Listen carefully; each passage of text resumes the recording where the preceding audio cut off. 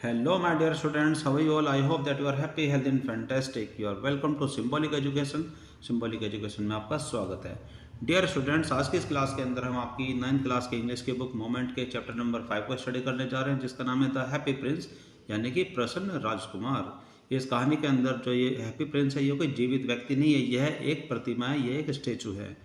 वह बताता है कि जो वो जिंदा था तो वो राजमहल में रहता था और हमेशा खुश रहता था, तो इसी वजह से उसको बोलते हैं हैप्पी प्रिंस. उसने कभी भी दुख का सामना नहीं किया और उसी सुखी जीवन में उसकी मृत्यु हो गई. अब वह एक स्टैचू बन गया है.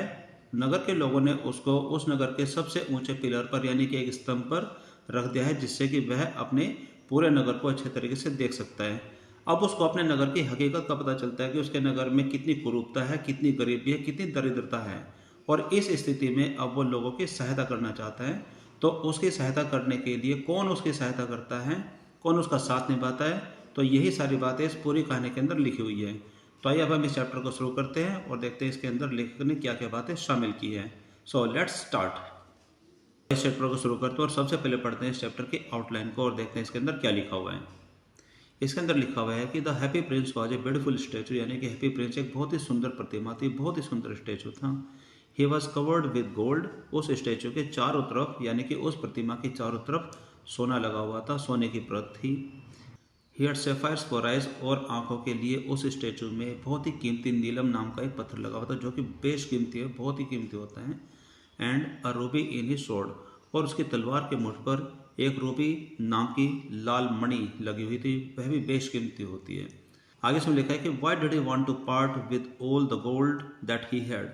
तो ये सारे उस सोने को क्यों छोड़ना चाहता था, जो कि उसके स्टैचू के चारों तरफ जो सोना लगा हुआ था उसको वो क्यों छोड़ना चाहता था. And his precious stone.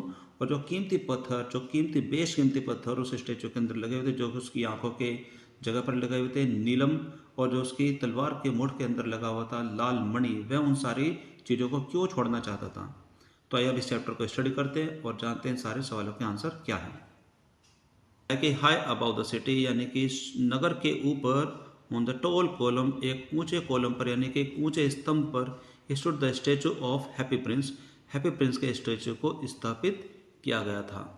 यानी कि एक नगर होता है, उसके सबसे ऊपर एक कॉलम है, यानी कि एक कॉलम ऐसा है जो कि बहुत बड़ी हाइट का है, और उसके ऊपर हैप्पी प्रिंस के प्रतिमा को यानी कि हैप्पी प्रिंस के स्टैचू को लगाया हुआ था, उसको स्थापित किया हुआ था. He was gilded all over. और उसको चारों तरफ से ढका हुआ था, उसको चारों ओर से जड़ित किया हुआ था. With thin leaves. पतली पतली पत्तियों से. Of fine gold. सोने की. यानी कि उस स्टैचू को छोटी छोटी सोने की पत्तियों से ढका हुआ था, यानी कि उसको बहुत ही सुंदर बनाने के लिए उसके ऊपर सोना लगाया हुआ था. For eyes. आंखों की जगह. He had two bright spheres. उस स्टैचू के अंदर दो कीमती नीलम नाम के पत्थर थे, जो कि बहुत ही बेश कीमती होते हैं.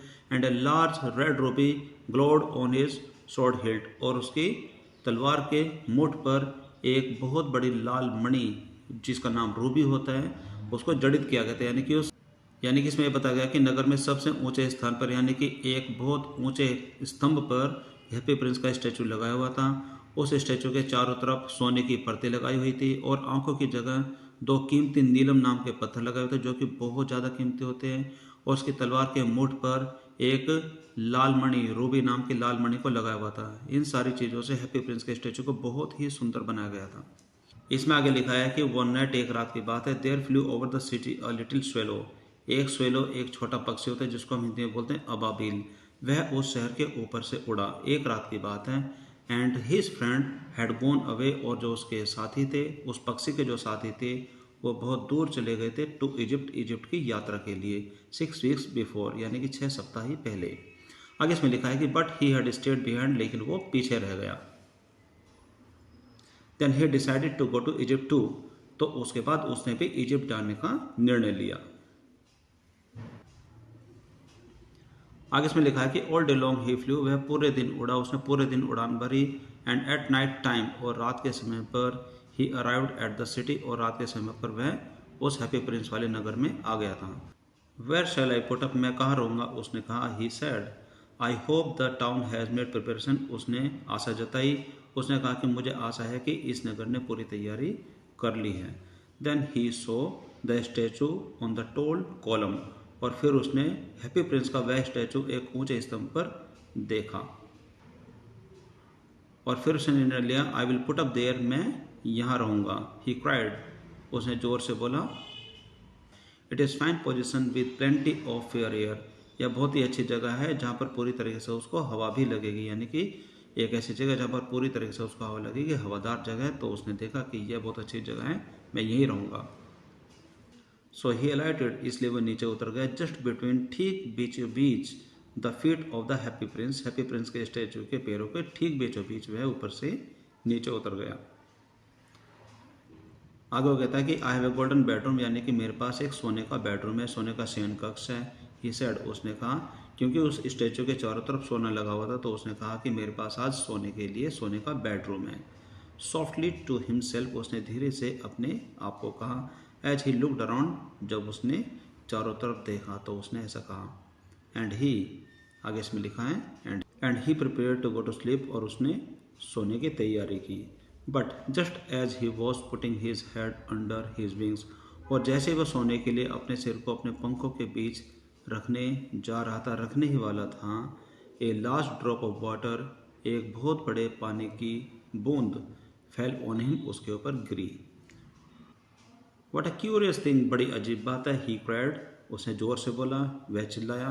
There is no single cloud in the sky, आकाश में एक भी बादल नहीं है। The stars are quite clear, तारे भी बड़े क्लियर है, तारे भी बड़े स्पष्ट हैं, और ब्राइट, बड़े चमक रहे हैं। And yet it is raining, और फिर भी बरसात हो रही है। वह उस पानी की बूंद की गिरने की वजह से बड़ा चौंका, और उसने कहा कि बड़ी विचित्र बात है, बड़ी हैरानी की बात है कि आसमान में कोई भी बादल नहीं है, तारे भी चमक रहे हैं, आसमान साफ है, और फिर भी बारिश हो रही है। देन अनदर ड्रॉप फेल, तो उसके ऊपर एक बूंद फिर से गिरी। दूसरी बूंद के गिरने के बाद उसने कहा, what is the use of A statue, इस स्टैचू का क्या फ़ायदा है। If it can not keep the rain of, अगर ये बरसात को नहीं रोक सकता है तो इतने बड़े स्टैचू का क्या फ़ायदा। ही सेड, उसने कहा, I must look for a good chimney pot, उसने कहा कि मुझे एक चिमनी पॉट के स्थान को ही देखना होगा, यहाँ पर उसके लिए रुकना ठीक नहीं है। एंड ही डिटरमाइंड, और उसने फैसला किया, टू फ्लाई अवे, वहाँ से उड़ जाने का। बट बिफोर, इससे पहले कि he had open his wings, इससे पहले कि उसने अपने पंखों को खोला उड़ने के लिए, अ थर्ड ड्रॉप फेल, उसके ऊपर एक तीसरी बूंद फिर से गिरी। एंड ही लुकड अप, उसने अपनी नज़रें ऊपर की, एंड सॉ, और उसने देखा। आह, व्हाट डिड ही सी, अरे उसने कैसा दृश्य देखा, उसने क्या देखा। The eyes of happy Prince were filled with tears, जो वह स्टैचू था, हैप्पी प्रिंस का जो स्टैचू था, उसकी आंखें आंसुओं से भरी हुई थी। वह देख करके बड़ा ही हैरान हुआ और साथ साथ बहुत दुखी हुआ। The eyes of happy Prince, the eyes of happy Prince were filled with tears, happy prince की आंखों में आंसू ही आंसू भरे हुए थे। ये वह देख करके बहुत हैरान हुआ। The tears were running down, जो आंसू थे वही उसके ऊपर गिर रहे थे, वही आंसू भर भर के नीचे आ रहे थे। The tears were running down his golden cheeks, उसके सोने के गालों से होते हुए वे आंसू नीचे आ रहे थे। हिज फेस वॉज ब्यूटिफुल, उसका चेहरा बहुत ही सुंदर था। इन द मून लाइट, चांदनी रात में।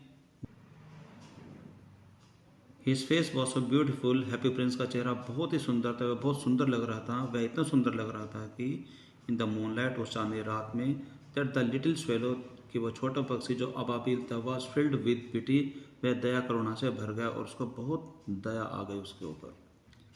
स्वेलो ने कहा, तुम कौन हो, who are you. I am the happy prince, मैं हैप्पी प्रिंस हूँ। Why are you weeping then, तो फिर तुम क्यों रो रहे हो। आज द स्वेलो, स्वेलो ने फिर आगे पूछा। यू हैव क्वाइट ड्रेंच्ड मी, तुमने तो मुझे पूरी तरह से गीला ही कर दिया। आगे इसमें हैप्पी प्रिंस कहता है कि व्हेन आई वॉज अलाइव, जब मैं जिंदा था, जब मैं जीवित व्यक्ति था, जीवित प्राणी था, I had a human heart, मेरे शरीर के अंदर एक मानवीय हृदय था, यानी कि मैं जब जिंदा था तो मेरे अंदर एक मानवीय हृदय था। आंसर्ड द स्टैचू, उस स्टैचू ने जवाब दिया। I did not know what tear were, मैं नहीं जानता था कि आंसू क्या होते हैं। For I lived in palace, क्योंकि मैं महल में रहता था। When sorrow is not allowed to enter, जहाँ पर दुख दर्द को अंदर आने की कोई आज्ञा नहीं होती। My courtiers called me the happy prince, मेरे सभी दरबारीगण मुझे हमेशा हैप्पी प्रिंस यानी कि एक प्रसन्न राजकुमार कहते थे। And happy Indeed I was, और सचमुच मैं बहुत खुश था। सो आई लिव्ड, जैसा मैं रहता था। सो आई डाइड, उसी अवस्था में मेरी मृत्यु हो गई। एंड नाउ, और अब, दैट आई एम डेड, और अब जबकि मैं मर गया हूँ, they have set me up, उन लोगों ने मुझे इतनी ऊंचाई पर ला करके रख दिया है। हियर सो हाई, इतनी ऊंचाई पर कि दैट, यानी कि हैप्पी प्रिंस ये बताना चाहता है कि उसके मरने के बाद उन लोगों ने मुझे इतनी ऊंचाई पर यहाँ पर ला करके खड़ा कर दिया कि यहाँ से मुझे सब नज़र आता है। दैट आई कैन सी, कि मैं यहाँ से देख सकता हूँ। The ugliness and all the misery of my city, कि मैं अपने नगर की इस कुरूपता को, अगलीनेस का मतलब होता है कुरूपता, एंड ऑल द माइजरी, और हर प्रकार की दरिद्रता यानी कि निर्धनता को मैं यहाँ से देख सकता हूँ। आगे इसमें हैप्पी प्रिंस कहता है कि एंड ऑल दो, और हालांकि my heart is made of lead, कि जो मेरा हृदय है वो धातु से बना हुआ है।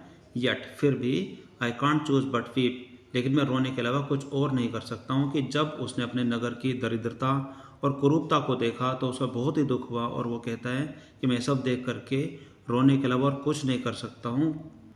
आगे इसमें लिखा है कि what is he not a solid gold, क्या यह एक ठोस सोने का नहीं है।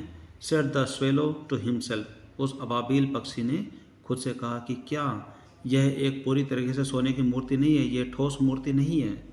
He was too polite to make any person remark, और हैप्पी प्रिंस की ये बातें सुन करके वो उसे पूरी तरीके से करुणामयी हो गया, कि वो इतना करुणामयी हो गया कि वो अपना कोई भी टिप्पणी उस स्टैचू के बारे में नहीं कर सका। वो उसके प्रति स्नेह प्रति हो गया। आगे इसमें लिखा हुआ है कि फार अवे, बहुत दूर, continued the statue in low musical voice. अब हैप्पी प्रिंस ने अपनी बातें आगे कहना शुरू करी, और उसकी जो आवाज़ है वो धीमे धीमे संगीत से महसूस हो रही थी। तो इसमें कहा कि बहुत दूर, continued the statue in the low musical voice.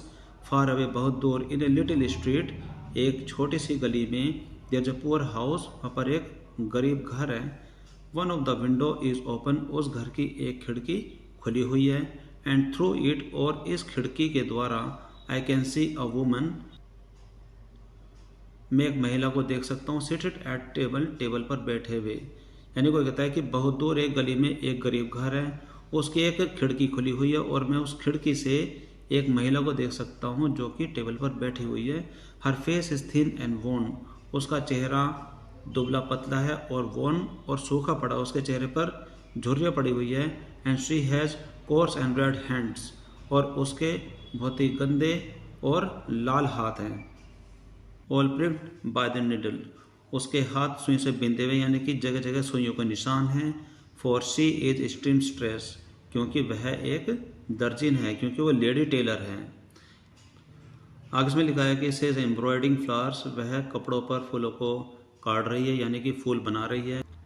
On A Satan gown, सेटन कपड़े से बने हुए गाउन पर वह फूलों को काट रही है। For the loveliest of the queen's maid of honour, यानी कि यह जो गाउन है वो माँ की रानी की परिचारिका के लिए है, जो कि उसे बहुत प्यारी है। To wear at the next court ball, कि वहाँ पर आने वाले एक राजा के दरबार में होने वाले एक शाही नृत्य के लिए जो बनाया जा रहा था। इन ए बेड इन द कॉर्नर, और उसी घर के अंदर एक कोने में बिस्तर पर of the room, her little boy is lying ill, उसका जो बीमार बच्चा है वहाँ पर वो लेटा हुआ है। ही हैज़ फीवर, उसे बुखार है। And is asking his mother to give him orange, और वह अपनी माँ से संतरे मांग रहा है, उसको संतरे खाने का मन है। His mother has nothing to give him, उसकी मदर के पास उसे देने के लिए कुछ भी नहीं है, बट रिवर वाटर, यानी कि नदी के पानी के अलावा उसकी माँ के पास और कुछ भी नहीं है कि वो उसको दे सके। सो ही इज़ क्राइंग, इसलिए वह रो रहा है। स्वेलो स्वेलो लिटिल स्वेलो, अबाबिल अबाबिल, ओ छोटे अबाबिल। वह अब पक्षी से रिक्वेस्ट करता है, उस स्वेलो से रिक्वेस्ट करता है, will you not bring her the Ruby out of my sword hilt, क्या तुम मेरे जो तलवार के हिल्ट से, यानी कि मेरी तलवार की मुठ से जो लाल मणि, जो रूबी नाम की लाल मणि है, उसको लेकर के उस बच्चे को दे करके नहीं आओगे। माई फीट आर फास्टेंड, मेरे पैर तो बंधे हुए हैं। टू दिस पेडेस्टल, इस स्तंभ से मेरे तो पैर बंधे हुए हैं, आई कांट मूव, मैं चल नहीं सकता। तो यहाँ पर जो ये हैप्पी प्रिंस है वह स्वेलो से यानी कि उस अबाबिल से, छोटे पक्षी से ये रिक्वेस्ट कर रहे हैं कि ओ प्यारे अबाबिल, क्या तुम मेरे तलवार के मुठ से इस मणि, लाल मणि को यानी कि रूबी को लेकर के उस छोटे बच्चे को दे करके नहीं आओगे, जिससे कि उनकी कुछ सहायता हो सके। तो यहाँ पर हैप्पी प्रिंस छोटे अबाबिल से, उस छोटे पक्षी से, स्वेलो से रिक्वेस्ट करता है कि ओ प्यारे स्वेलो, ओ प्यारे अबाबिल, क्या तुम मेरे तलवार की मुठ से उस लाल मणि को लेकर के उस बच्चे को दे करके नहीं आओगे, उस घर में उसको दे करके नहीं आओगे, जिससे कि उनकी गरीबी दूर हो सके और वो बच्चा ठीक हो सके। आगे इसमें लिखा है, आगे इसमें अबाबिल कहता है कि I am waited for in Egypt, यानी कि इजिप्ट में यानी कि मिस्र में मेरे लिए इंतज़ार किया जा रहा है। सेड द स्वेलो, यानी कि उस छोटे पक्षी स्वेलो ने कहा, my friends are flying up and down the Nile, जो मेरे मित्र पक्षी हैं वह नील नदी के ऊपर उड़े जा रहे हैं। And talking to the large lotus flowers, और वह बड़े बड़े जो कमल के फूल हैं उनसे बातें करते हुए आगे बढ़ रहे हैं। Soon they will go to sleep, वो जल्दी वहाँ जा कर के सो जाएंगे। आगे इसमें लिखा है कि the prince asked the swallow to stay with him, यानी कि अब यहाँ पर हैप्पी प्रिंस उस अबाबिल से रिक्वेस्ट कर रहे हैं कि वो उसके साथ रुक जाए फॉर वन नाइट, एक रात के लिए। एंड बी हिज मैसेंजर, और उसका मैसेंजर बन जाए यानी कि उसका दूत बन जाए। The boy is so thirsty, जो लड़का है, जो बीमार लड़का है वो बहुत प्यासा है। And the mother so sad, और जो उसकी माँ है वो बहुत दुखी है। हैप्पी प्रिंस ने कहा, he said I don't think I like boy, मुझे नहीं लगता कि मुझे लड़के पसंद है। यहाँ पर जो अबाबिल है वो कहता है कि मुझे नहीं लगता कि मुझे लड़के पसंद है, यानी कि उसको लड़के पसंद नहीं है। आंसर द स्वेलो, उस अबाबिल ने जवाब दिया, I want to go to Egypt, मैं इजिप्ट जाना चाहता हूँ। आगे में लिखा है कि but the happy prince looked so sad, लेकिन हैप्पी प्रिंस इतना दुखी हो गया ये बात सुन करके, that the little swallow was sorry, कि उस छोटे अबाबिल को अपनी बात पर सॉरी महसूस हुआ, यानी कि उसे बहुत अफसोस हुआ कि उसने ऐसा जवाब क्यों दिया। It is very cold here, यहाँ बहुत ठंड है, ही सेड, उसने कहा। But he agreed to stay, लेकिन फिर वो रुकने के लिए तैयार भी हो गया। With him for one night, happy prince के साथ एक रात के लिए वे वहाँ ठहरने के लिए तैयार हो गया। एंड बी हिज मैसेंजर, और उसका संदेश वाहक बनने के लिए भी वो तैयार हो गया।